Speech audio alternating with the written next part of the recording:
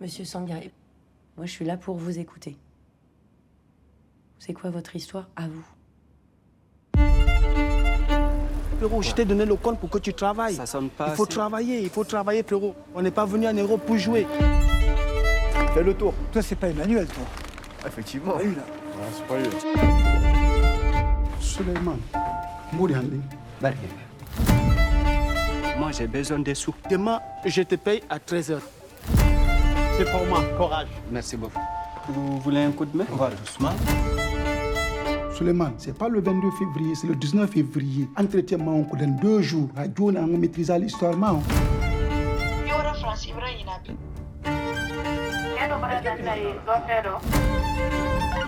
y a un problème avec le compte là. Mon ami, tu es toujours en retard. Continuez d'avoir un compte. Ça va, t'es pas trop fatigué? 115 Paris, bonjour. C'est pour avoir une place pour ce soir, s'il vous plaît. Faut pas stresser, reste optimiste. S'il vous plaît, ne me pousse pas. Au lieu de me pousser, si vous me passez la commande. T'as pas le droit de frapper chez moi. Tu as peur pour l'entretien? Comment ça, tu ne dois rien? Je veux mon argent. T'as pas à avoir peur. Allez, dégage.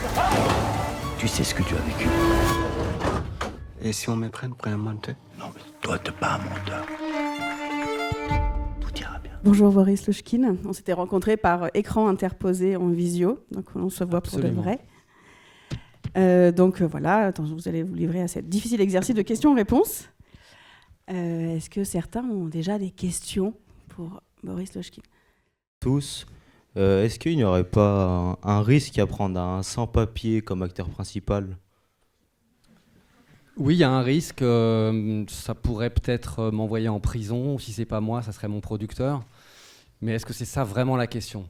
En fait, je vais vous dire plutôt comment moi j'en suis arrivé à cette conclusion. Si j'avais fait un documentaire sur le sujet, j'aurais filmé les gens que je rencontrais dans la rue qui étaient livreurs, et ces gens, dans leur immense majorité, sont sans papier.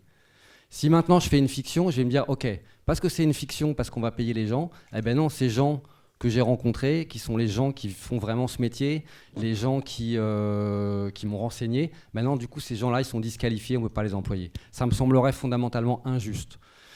Pour moi, il est toujours très important que les gens qu'on prend pour représenter quelque chose soient intimement connectés à ce qu'on représente. On représente la vie d'un sans-papier en France. Ça me semble essentiel que ça puisse être un sans-papier. L'acteur aurait pu être un sans-papier. C'était pas pour moi, je suis pas arrivé en disant je veux absolument un sans-papier pour faire ça, mais je voulais quelqu'un qui soit intimement connecté à ce que raconte le film. Et je pense que quand vous voyez le film, vous sentez que la personne qui interprète le rôle est intimement connectée à ce qu'il joue. Et donc je pense que c'était essentiel. Quand je me suis lancé dans ce casting, j'ai dit ça à mon producteur, et ça lui a fait peur, évidemment. J'ai dit, il ne faut pas que je sois fermé d'emblée, qu'on ait cette barrière qui nous dise interdit d'employer un sans-papier. Le film raconte l'histoire d'un sans-papier. Dans la rue, il y a une majorité de sans-papiers qui font ce métier. Il était important qu'au casting, on soit ouvert à cette possibilité-là. Et c'est Abou Sangaré qu'on a rencontré.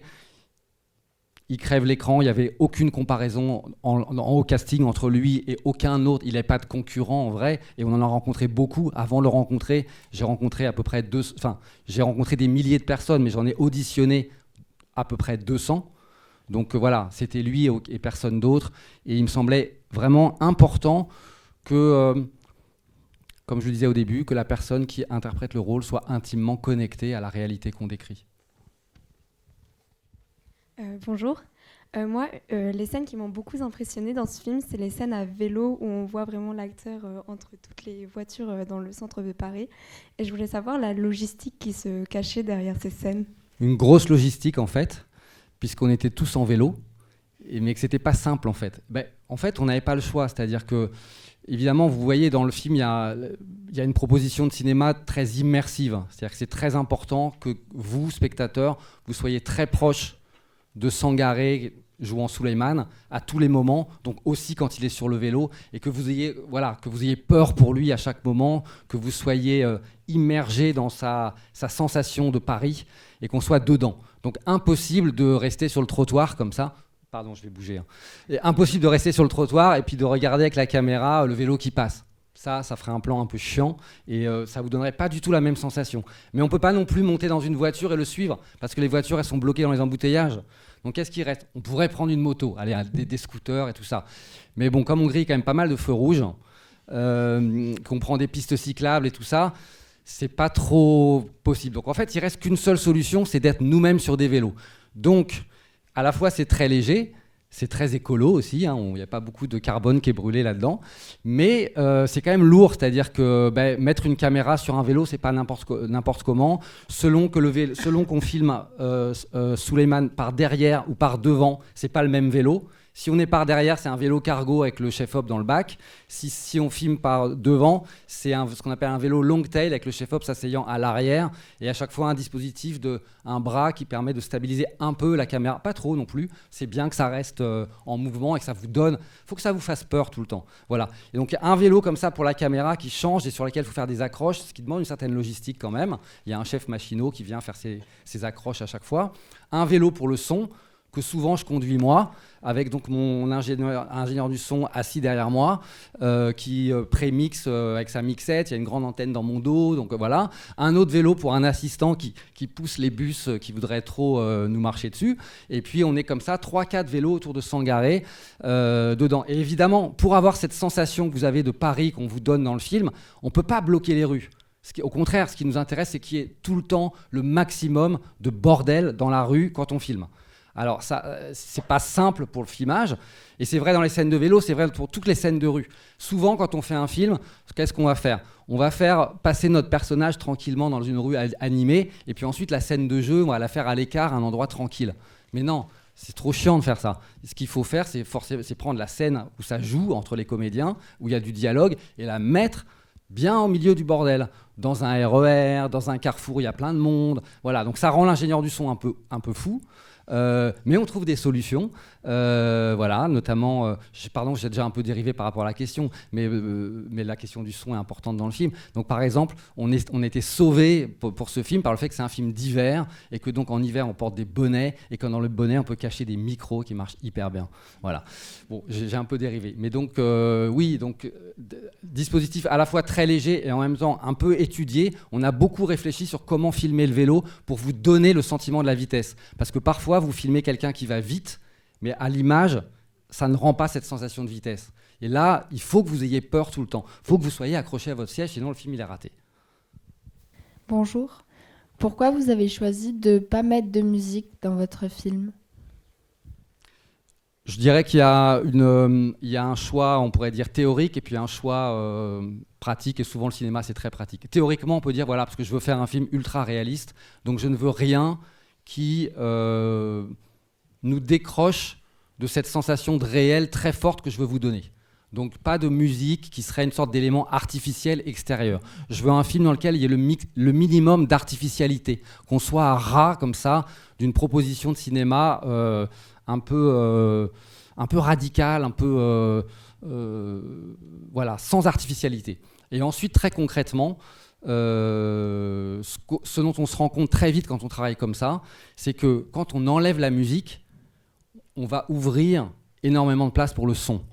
Parce que souvent, sinon, dans les films, les espaces dans les films qui sont un peu calmes, les espaces où il n'y a pas de dialogue, ou les espaces un peu plus contemplatifs, tout de suite, il y a de la musique. Donc il y a peu de moments en fait, où vous allez écouter le son du film, parce que soit vous êtes dans le dialogue, soit vous êtes dans la musique. Et là, en enlevant la musique, tout d'un coup, il n'y a rien d'autre que le son.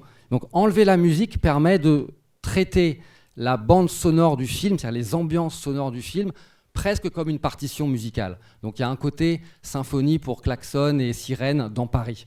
Et je pense qu'on écoute Paris dans ce film comme on l'écoute rarement autant au cinéma dans d'autres films, entre autres parce qu'il n'y a pas de musique. Et que du coup, ça permet de se dire la musique doit nous apporter, le son doit nous apporter ce que la musique apporte d'habitude. Qu'est-ce que la musique apporte? La musique vous fait ressentir des choses. Par exemple, dans un film d'horreur, on vous met la musique qui tout de suite vous fait peur, même s'il ne se passe rien à l'image. Et bien là, il n'y a pas ça. Donc ça veut dire que c'est le son du film, on peut le jouer de telle manière qu'il vous fasse peur, qu'il vous inquiète, qu'il vous provoque une tension, qu'il accompagne l'émotion de Souleymane. Et vraiment, j'étais hyper heureux. Et avec toute notre équipe son, on a eu en post-production, on a eu un travail vraiment très très agréable de se dire, ok, on n'a pas de musique. Enfin, il y a toutes les musiques quand même, ce qu'on appelle intradiégétiques, c'est-à-dire les musiques qui sont dans les lieux qui traversent. Mais il n'y a pas de musique off. Il n'y a pas de musique du film. Et ben voilà, ça va faire qu'on va pouvoir jouer avec une grande latitude sur le son. Et par exemple, faire un mix très dynamique, c'est-à-dire qui monte haut, qui descend bas.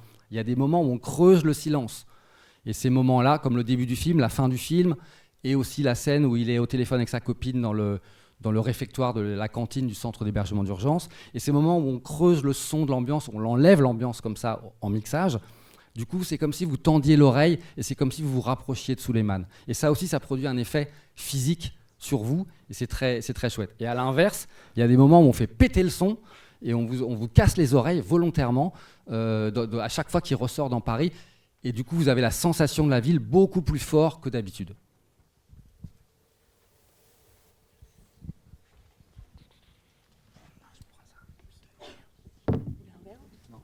Bonjour. J'aimerais savoir le parcours que vous avez réalisé pour devenir réalisateur. Alors, moi, j'ai jamais appris le cinéma, c'est-à-dire que avant, dans une vie antérieure, j'ai été prof de philo. Enfin, j'étais très peu prof, en fait, mais j'ai fait des études de philo, j'ai commencé à enseigner à la fac pendant que je faisais ma thèse. Et quand j'ai fini ma thèse, j'ai décidé de changer de vie. Et donc... mais j'ai quitté l'éducation nationale, l'enseignement, l'université, la philosophie, j'ai quitté tout ça d'un coup. Non pas en me disant je quitte ça pour faire du cinéma, mais j'ai quitté ça parce que j'étais pas content de ma vie, j'étais pas content de cette carrière qui s'offrait à moi, je sais pas, il y a quelque chose là-dedans qui me satisfaisait pas. Donc j'ai coupé ça et puis après je me suis retrouvé dans un grand vide et je me suis dit ok, maintenant quoi ? Et là j'ai eu envie de faire du film documentaire en fait. C'est-à-dire que moi qui avais vécu pendant une douzaine d'années à faire de la philosophie, donc beaucoup dans les livres, je me suis dit j'ai envie d'aller dans le monde en fait. J'ai envie de sortir de chez moi, d'aller dans le monde. Et il se trouve que j'avais vécu au Vietnam précédemment, que je parlais assez bien vietnamien. Et donc je suis parti au Vietnam faire un premier puis un deuxième film documentaire et j'ai appris vraiment sur le tas. C'est-à-dire que j'ai fait des films en économie extrêmement petite et avec des équipes aussi très réduites. C'est-à-dire que c'est des films qu'on tournait à deux. Donc moi, je réalisais, je faisais l'image. Et il y avait un Vietnamien qui travaillait avec moi et qui faisait le son. Donc je faisais quand même pas mal de choses sur mon film. Et j'ai appris en faisant, en fait. Et c'est très agréable. Enfin, je trouve ça super d'apprendre par le documentaire parce que dans le documentaire, on se confronte au cinéma de manière très concrète. C'est-à-dire que vous demandez qu'est-ce que vous voulez raconter, comment vous voulez le raconter. Quand vous êtes dans une situation, vous demandez comment il faut regarder cette situation. Donc, par exemple, les questions sur l'image ne sont pas des questions abstraites, ce sont des questions concrètes. Savoir si on filme cette scène-là, de quel côté il faut se placer, quel est le côté juste pour regarder une scène. Comment je regarde ce personnage ? Voilà, c'est que des questions comme ça, très, très simples. Mais au fond, les vraies questions du cinéma, c'est savoir qu'est-ce qu'on regarde, pourquoi on le regarde, comment on le regarde. Et j'ai commencé comme ça, j'ai fait donc 2 documentaires au Vietnam, et après j'ai commencé à écrire de la fiction, et petit à petit je suis arrivé dans la fiction. J'ai jamais fait de court-métrage, donc j'ai fait directement un premier long-métrage de fiction. Voilà, j'ai fait 2 documentaires, et ensuite des films de fiction, des longs-métrages de fiction. D'accord, merci. Merci à vous. Je parle vite parce que j'ai l'impression qu'on a très peu de temps et je vois plein de mains. Donc je suis un peu speed là. Il y aura des frustrés forcément, mais on va essayer d'en avoir le moins possible. Bonjour. Pourquoi avoir décidé de le laisser une fin ouverte après l'entretien ? C'est la seule fin possible, franchement. Je pense qu'une des choses qui m'a influencé, c'est que mon premier film, pardon, je vais le spoiler, il s'appelle Hope. Ça raconte le voyage de deux migrants africains, un Camerounais et une Nigériane vers l'Europe. Le film se termine au milieu de la mer Méditerranée, mais dans la dernière scène du film, le héros masculin meurt dans les bras de Hope, l'héroïne féminine. Et j'ai le souvenir de tous ces débats que j'ai faits après le film, et chaque fois que j'entrais dans la salle pour faire le débat après le film, les gens me faisaient la gueule. Et ils étaient, vraiment, les gens m'en voulaient quoi, de cette fin. Ils étaient en colère contre moi. Je me souviens d'un débat où une femme m'a dit « Votre film n'est pas aimable ». Et ça ne voulait pas dire qu'elle n'ait pas aimé le film. Enfin, ça ne voulait pas dire qu'elle allait trouver le film mauvais, mais le film n'était pas aimable. Et ça m'a fait beaucoup réfléchir, en fait. Et parce que pour moi, ce n'était pas possible de terminer ce film avec une happy end, parce que ça aurait été comme un mensonge, et ça aurait été, politiquement, ça m'aurait semblé un mensonge. Mais c'était pas non plus possible. Mais voilà, mais j'ai vu qu'en faisant une unhappy end, enfin une fin comme ça tragique, eh ben, le public sortait très très frustré. Et sur Souleymane, la question se repose en fait, puisque effectivement il y a ce suspense autour de la question va-t-il avoir des papiers ou pas. Et il me semblait qu'on pouvait donner une réponse ni positive ni négative à cette question.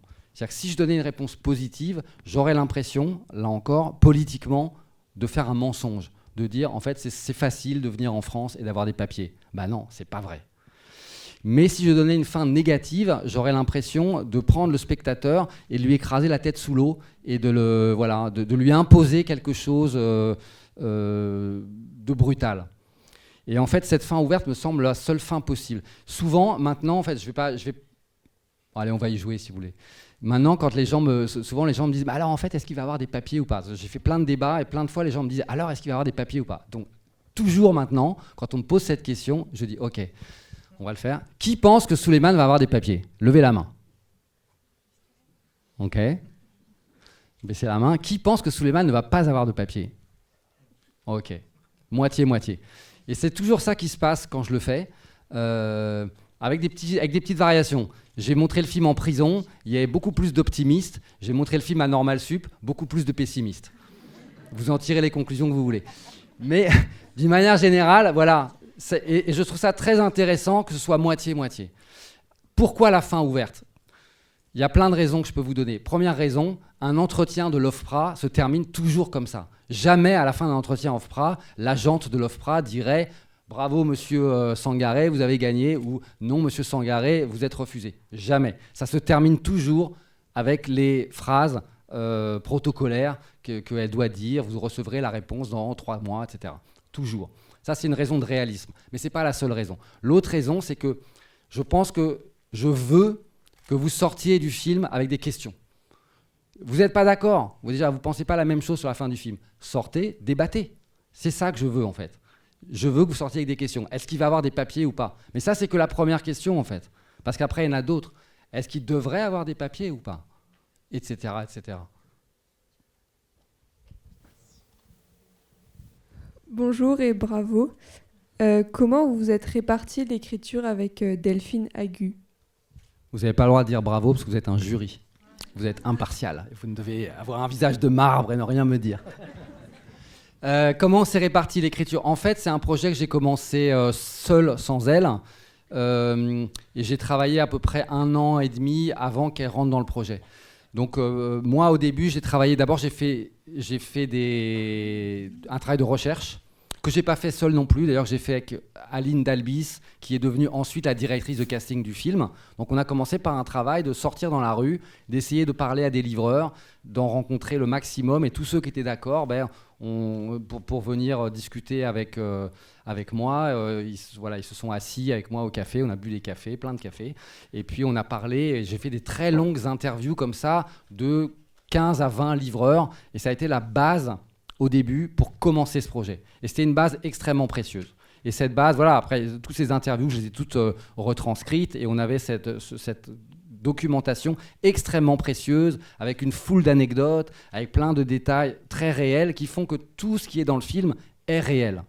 C'est pas une histoire vraie qu'on raconte, c'est une histoire fictive, mais tout ce qui est dans le film, tout ce qui est décrit dans le film, tous les mécanismes, que ce soit les lieux dont on parle, la manière dont fonctionnent les applications, la manière dont travaillent ensemble les livreurs et leurs titulaires de compte, la manière, les policiers, la manière dont se passe un entretien d'asile, tout ça est extrêmement documenté.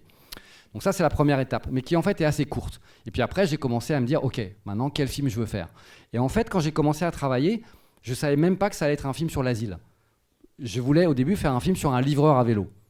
C'est l'histoire d'un livreur à vélo qui... quelque chose. Je ne savais pas. Et j'aime beaucoup le fait de de me dire, ok, je me suis presque interdit d'aller trop vite dans la fiction, de faire d'abord du terrain, de réunir d'abord une matière documentaire pour pas plaquer des a priori ou des préjugés. Et c'est ensuite, en fait, en réfléchissant à partir de toute cette matière que j'avais récoltée comme ça, que je me suis dit, la chose la plus importante pour eux dans leur vie, c'est les papiers. Parce que des problèmes d'argent, des problèmes avec leur titulaire de compte, des problèmes avec leur vélo, il y a plein de problèmes. Mais ces problèmes, ils trouvent des solutions. Par exemple, à un moment donné, je me suis dit, est-ce que c'est pas l'histoire d'un mec qui se fait voler son vélo ? J'avais rencontré un livreur qui s'est fait voler 3 fois sur 3 vélos. Et ça, à chaque fois, c'est des scènes super. Mais bon, vous savez, il existe un film déjà, 1947, Le voleur de bicyclette, Vittorio De Sica, c'est un film que j'adore, qui est extrêmement précieux pour moi. On aurait pu refaire Le voleur de bicyclette, mais en fait, non. Parce que, d'ailleurs, voilà, ces livreurs que j'ai rencontrés qui se sont fait piquer leur vélo, le lendemain, ils vont à Barbès ou à Château d'Eau et ils rachètent un vélo à 50 balles, un vélo qui a été volé à quelqu'un d'autre, ou parfois même le leur. Et donc, c'est très, très embêtant pour eux, mais ce n'est pas la fin de leur vie. Au contraire, ils m'ont dit, l'entretien, c'est le jour qui peut changer toute ta vie. Parce qu'entre quelqu'un qui a des papiers et quelqu'un qui n'a pas de papiers, c'est que vous changez de classe sociale et vous changez presque de monde. Un livreur qui a des papiers, déjà, est-ce qu'il va continuer à la livraison ? Pas sûr. Il va pouvoir avoir accès à plein de choses. Il va pouvoir peut-être avoir accès à un logement social, peut-être il va pouvoir avoir accès à une formation, peut-être il va pouvoir faire venir sa femme s'il est marié, etc. etc. Sa vie change du tout au tout. Donc quand des gens vous disent ça, il y a un jour qui peut changer toute sa vie et qu'on est scénariste, on se dit ok, c'est sur ça qu'il faut parier, c'est ça que ça doit raconter. Donc le film va raconter l'histoire d'un livreur qui passe un entretien d'asile. Très vite au début, j'avais des intuitions très simples mais très fondamentales sur le film. C'est un film qui va aller vite, c'est un film qu'on va faire sur une durée très courte, et c'est un film en gros où ça va cavaler pendant 1 heure et ensuite ça va se terminer sur un très long entretien. Ça c'était très clair très vite. Et donc j'ai écrit relativement vite des versions de scénarios comme ça, mais assez vite je plafonnais et ça marchait pas très bien et voilà. Et donc c'est là où et puis j'en avais marre d'être tout seul. Et donc c'est là où j'ai demandé à Delphine de me rejoindre dans l'écriture et on a commencé à travailler à 2 à ce moment-là en essayant de faire fonctionner. On n'a pas vraiment inventé avec Delphine des choses nouvelles par rapport à ce qui était déjà là, mais on a travaillé à faire fonctionner la dramaturgie qui est quand même assez précise dans ce film, faire fonctionner la dramaturgie du film. C'est-à-dire que voilà, il y a l'intuition de départ que ça se passe sur 3 jours, mais comment ça se passe vraiment ? Il y a notamment une difficulté, on pourrait dire technique, qui est que dans le film, vous avez 2 fils narratifs. Il y a le fil de l'asile et puis il y a le fil de la livraison. Et le scénario ne peut fonctionner que quand les 2 fils sont bien noués ensemble. Voilà. Mais ça, typiquement, arriver à bien nouer ensemble ces 2 fils, c'est le travail qu'on a fait avec Delphine. Et donc, j'avais travaillé 1 an et demi tout seul et on a retravaillé 1 an ensuite encore avec Delphine. À la suite de quoi le scénario s'est financé et puis après on s'est mis en casting et pendant le temps du casting et le temps de tous les essais que j'ai fait avec tous ces gens qu'on a rencontrés a été un temps qui m'a permis aussi de réévaluer un petit peu un certain nombre de scènes et à la toute fin du processus j'ai refait une dernière version dans laquelle j'ai importé dans le scénario beaucoup de choses qui avaient été trouvées dans ce travail de répétition que j'avais fait avec tous les comédiens et dans lesquelles j'ai importé aussi, et c'est très essentiel pour le film, des choses qui appartiennent à la vie personnelle de Abou Sangaré, le comédien. Il nous reste 45 secondes pour une dernière question. Non, c'est trop court, ça va pas. Je peux menacer et après, c'est vous qui gérez votre temps.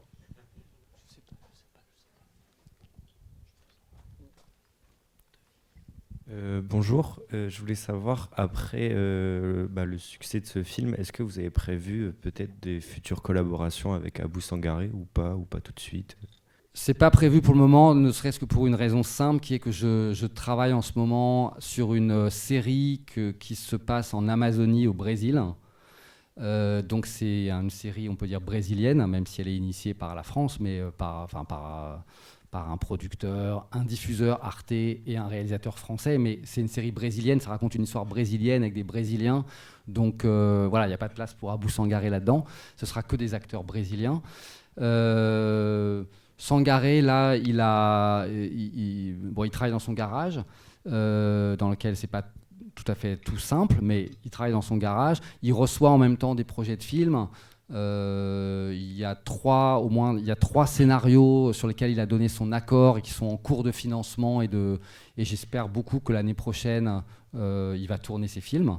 Donc qu'il y aura une suite pour lui au cinéma. Et moi, je suis très impatient de le voir dirigé par d'autres gens, dans d'autres histoires, dans d'autres films. Merci. Merci beaucoup. On va devoir s'arrêter là. Merci.